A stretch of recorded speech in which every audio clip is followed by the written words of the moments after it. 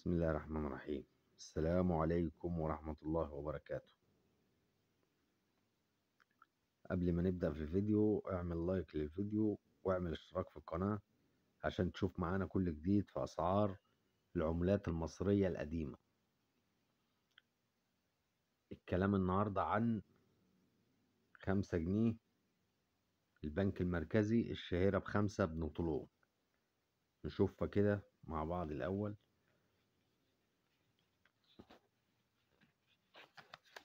اهي يا باشا، اهي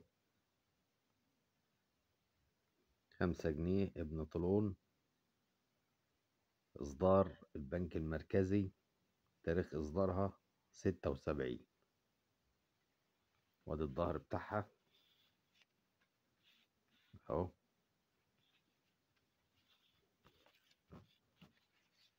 ده الظهر بتاعها. طبعا الحالة اللي قدامك دي حالة أقل من المتوسطة، أقل من المتوسطة. اهي ليه أقل؟ عشان فيها بهتانة اهيت ودايبة يعني شوية. طيب سعرها كام الحالة اللي قدامك دي؟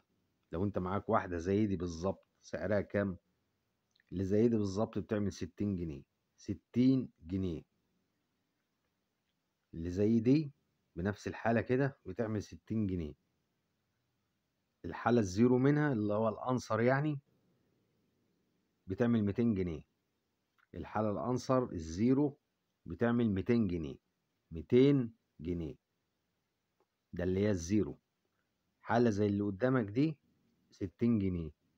حالة وسط بتعمل 100 جنيه. كل حاجة على حسب حالتها، كل سعر هنا على حسب حالة الورقة. فدي عشان حالتها زي ما انت شايف كده دي سعرها 60 جنيه. الحالة الزيرو منها بتعمل 200 جنيه، ولو فيها رقم مميز بتعمل أكتر من 200 جنيه. لو فيها رقم مميز بتعمل أكتر من 200 جنيه. كل حالة ولها سعرها.